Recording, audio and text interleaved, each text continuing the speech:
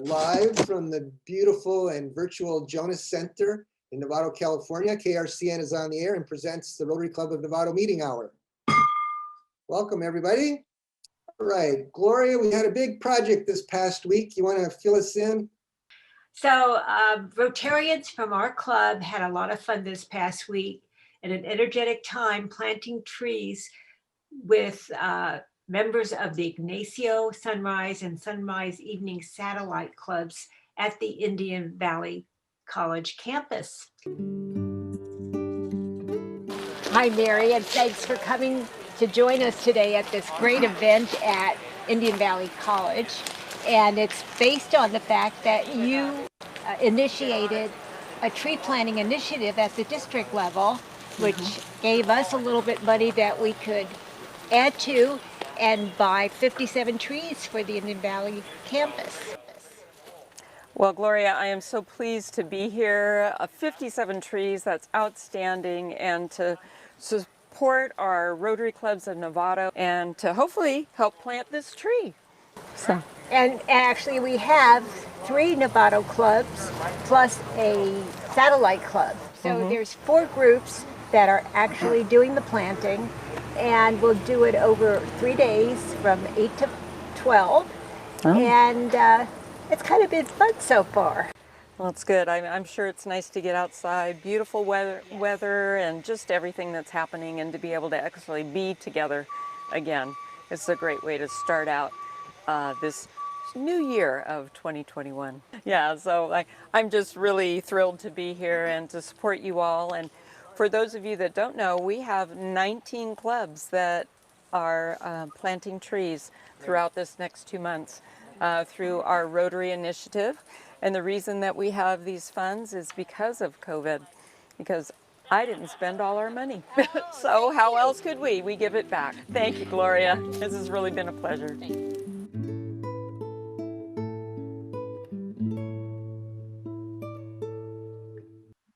Our speaker today is Nick Zoa.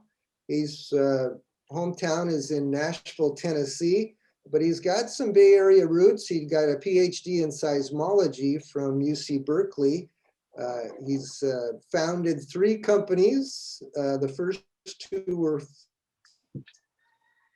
failed. The third one was a success, so third time's a charm. He's got 2 children living in the Bay Area, both in their 30s.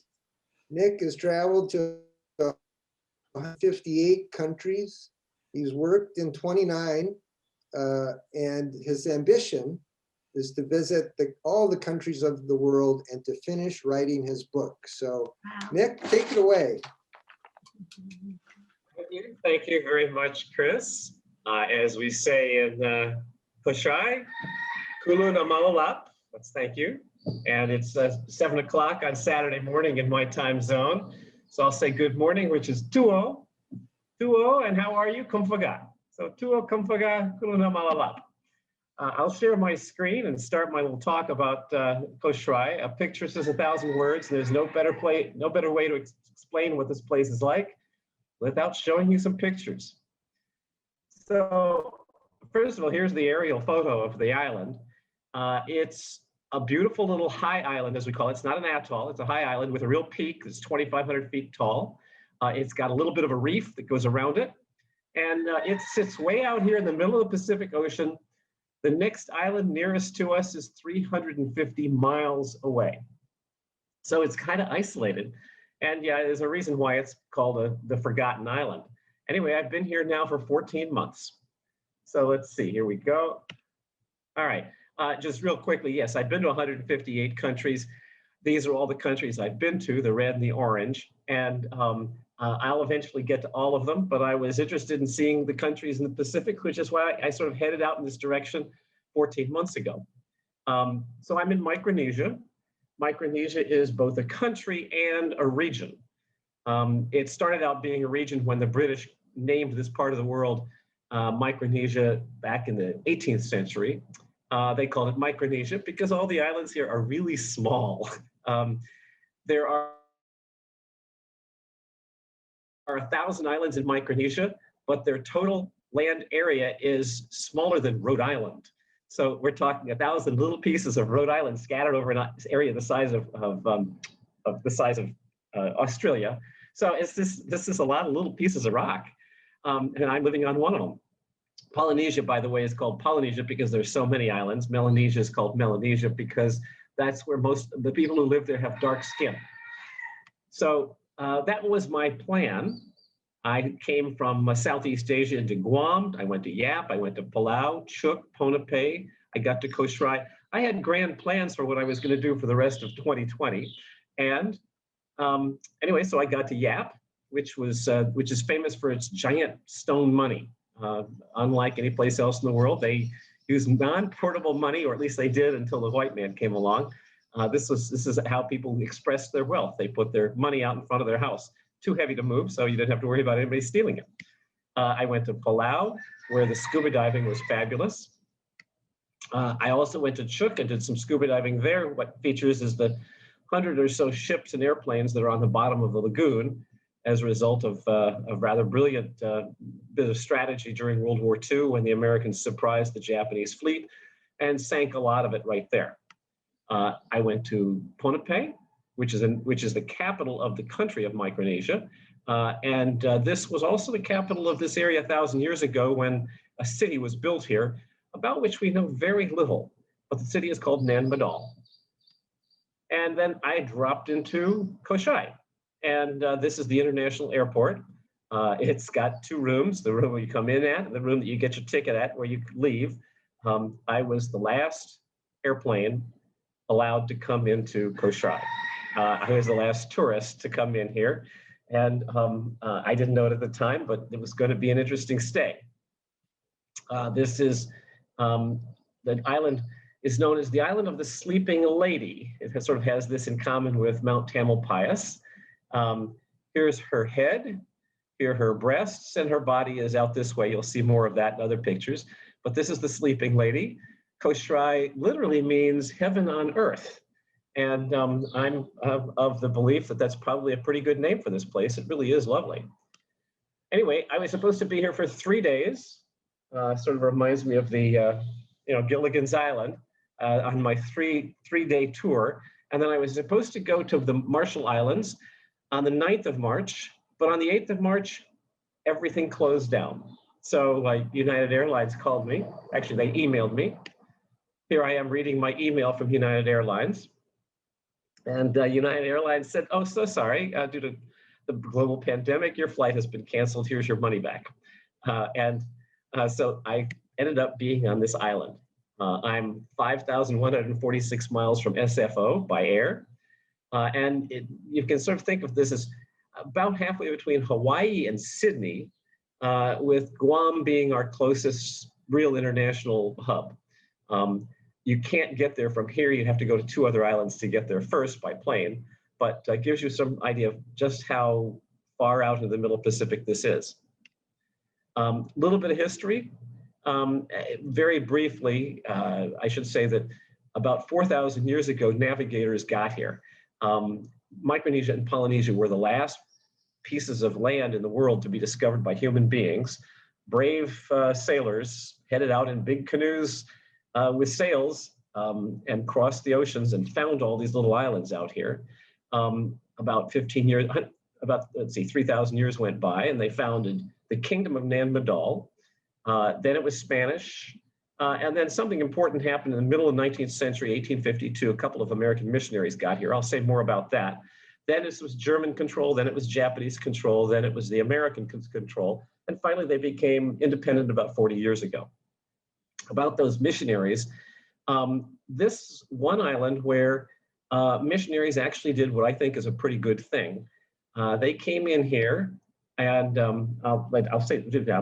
have to say something about the ruins first. Okay, here are the ruins. We have the same ruins built about 1,000 years ago that were built on the island of Pohnpei. Nobody knows how all these giant rocks were moved from one side of the island to the other. It works out to be a couple 100,000 metric tons of rock were used to build a city here. Unfortunately, these people left no written records and no artifacts of who they were and what they were doing and how they lived. but their monuments are still here as a testament to how well they built. The archaeologist you see there is still studying this thing and puzzling out what brought people here and made them want to build these cities. Anyway, the history in the 19th century involves a couple, Reverend Benjamin and Lydia Snow. They were from Massachusetts. They were Congregationalists. They came in here and they met a guy named Bully Hayes, who had made himself sort of the king of this island unofficially by coercing all the islanders into being his slaves. The Snows together, there's the two of them in a very humble way, managed to get him kicked out of here, and the natives sank his ship. They started a school, and that school became the primary school in this part of the Pacific Ocean. They taught the Bible, but they also taught music, mathematics, and English, which made this island kind of a centerpiece for further technology. They managed to pass their legacy on to Elizabeth and Jane Baldwin, who kept the school going through World War I, and even passed it on to somebody else in World War II. So this actually managed to be a fairly stable community for 150 years. Meanwhile, the king, the original native king, Tulensa Sigra, they made him the head of the church, which worked rather well with the conversion of the island to Christianity. Anyway, the net result of all of this was they got rid of slavery, they got rid of prostitution, the alcohol, tobacco, and they got rid of the caste system, which you see on a lot of the other islands, and became very democratic and also somewhat prudish with no nudity. But those were what the Christians brought in. Anyway, this is one more little piece of history. You walk around this island, you occasionally see bits and pieces of the Japanese empire that was here. That's a Japanese tank. So the country, here's the country of Micronesia. It is 4 states, Yap, Chuuk, Pohnpei, Kosrae. Historically, they were also separated from each other. They really evolved as separate island nations.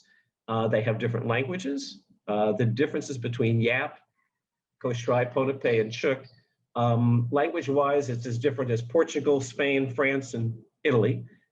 They can't quite understand each other when they go from island to island, and their cultures are very different and their foods are very different as well. And of these islands in Micronesia, there are 607 islands in all. The other islands, Yap, Chuuk, and Pohnpei, have atolls associated with them, and so they've got lots of little islands. Kosrae is different because it sits all by itself as one little extinct volcano. One little island. It's the smallest in population. Area-wise, 42 square miles, which makes it roughly the size of San Francisco and the San Francisco city itself. Here's the island. I live and have lived now for 14 months on this corner right here. And I have a nice trade wind that blows through the palm trees every day, keeping the place nice and cool. This is a fairly primitive island. We have only one road that's paved that goes halfway around the island. There are 5 villages: Walung, Utwe, Malum, Leilu, and Tafansak. Tofel is not really a village, but it's sort of the administrative head of the island. It's where the post office, the bank, and the government buildings are. This is where I live. I was given faculty housing. I'll say more about that in a minute. That's my little apartment. And this is the school that I was teaching at last fall when I was teaching high school. By the way, that's the sleeping lady, a little bit more of her. Here are my high school students.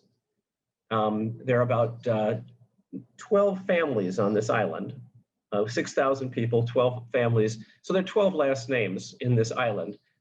Because you can expect that a place this remote, everybody's related to each other. Here are my students learning their algebra. This is the island's biggest store. This is the department store, the grocery store, and the auto supply store all in one. We are served by the U.S. Postal Service. The U.S. Postal Service gives us a zip code 96944. And I can send a letter from here to the United States for 55 cents, just like you can. The difference is that it'll take about a month for the letter to get from me to you, but at least it does get US mail, which means that we can get Amazon.com, which is a very nice thing. There are a lot of things that you can't get here at the department store, but if you need something on Amazon.com, you can get it. The US government also provides our medical, our military, and our currency. I'm talking to you through this satellite dish. All 6,000 residents on this island share this dish. I hope you can hear me okay. I am getting a feed through an ADSL connection that connects me to the satellite dish. My bandwidth is not much better than a modem would have been 20 years ago, but it's just enough that I can do what I need to do in terms of connecting with the US.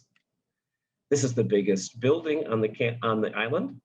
This is the high school. This high school, by the way, was built by the Chinese government.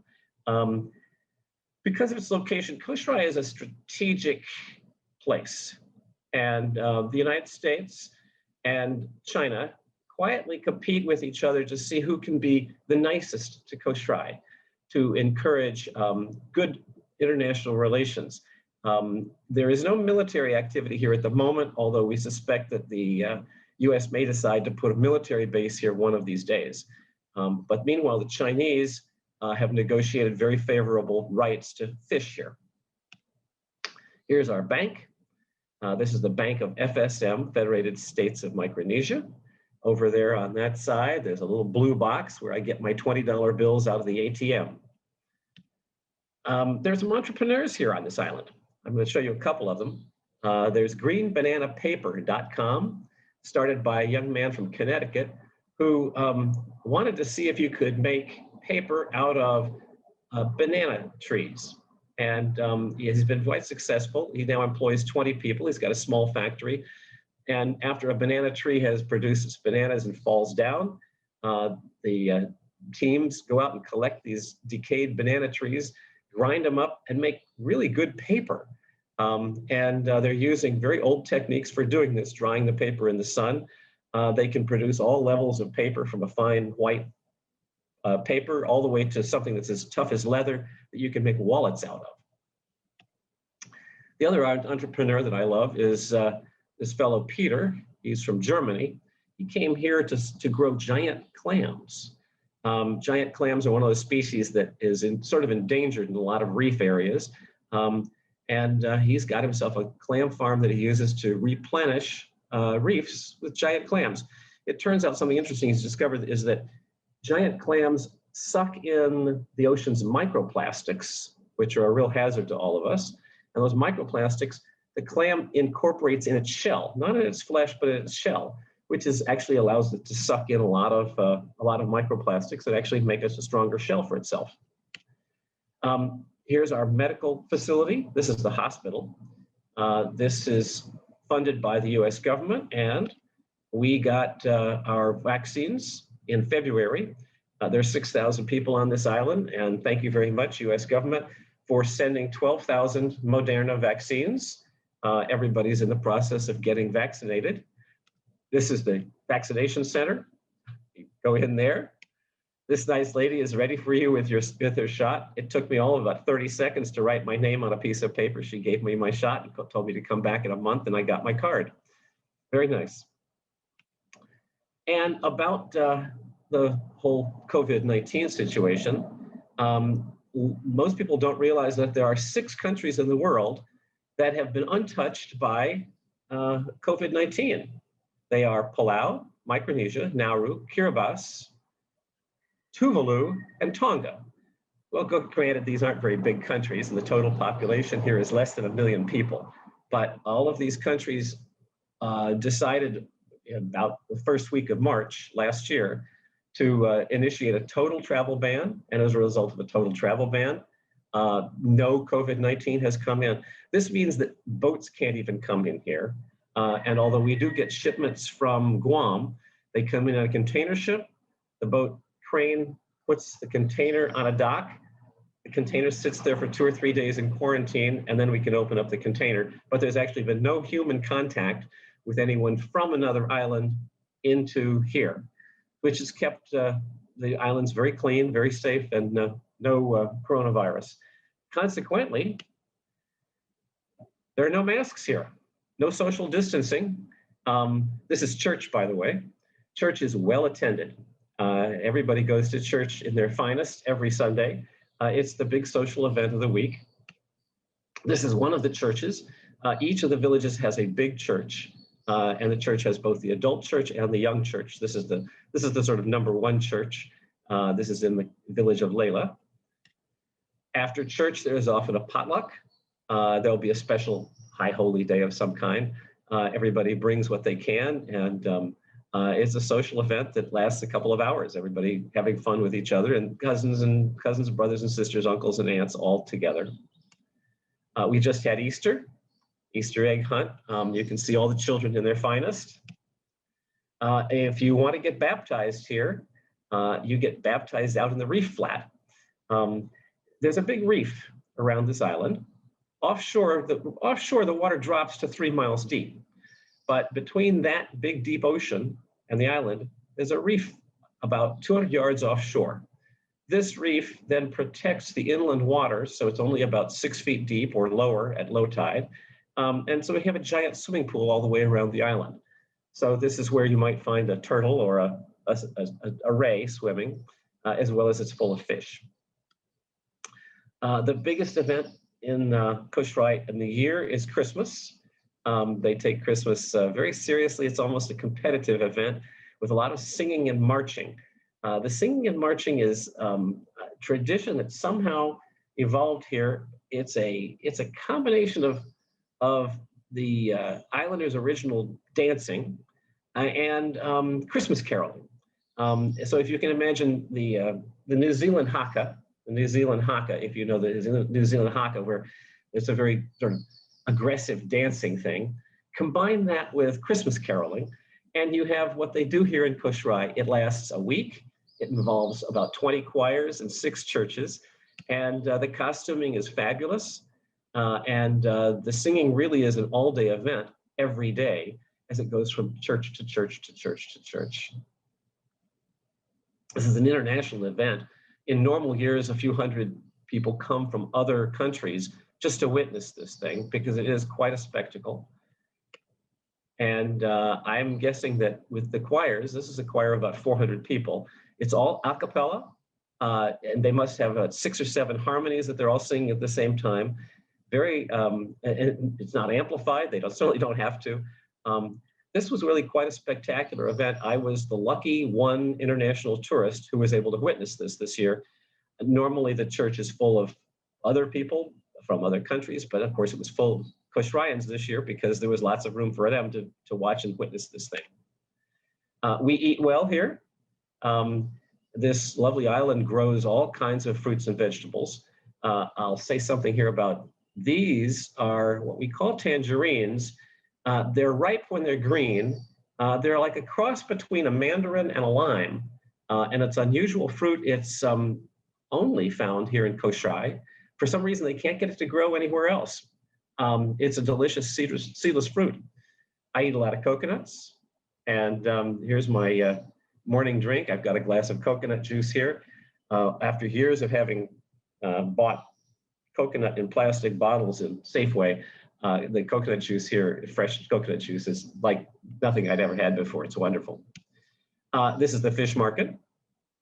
I'm sorry to say that they do kill and eat turtles here, but there is a limit on how much how many can be caught and when they can be caught and what size they have to be.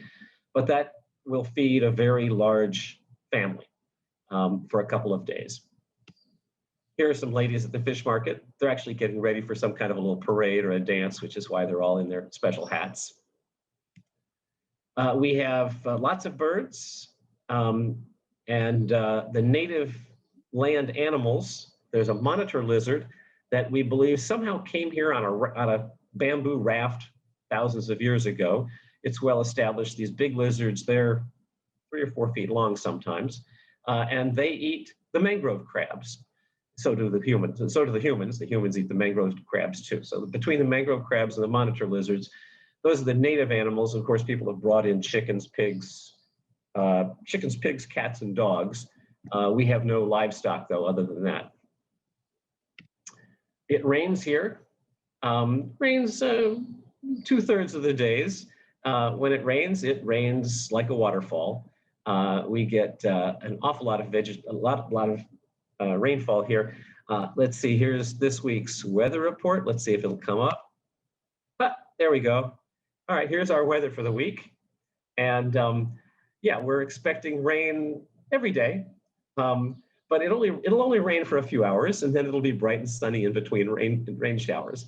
And as you can see from the temperatures there, it doesn't get very warm. It doesn't get too cold. As we say here, it's cool enough that you don't have to have air conditioning.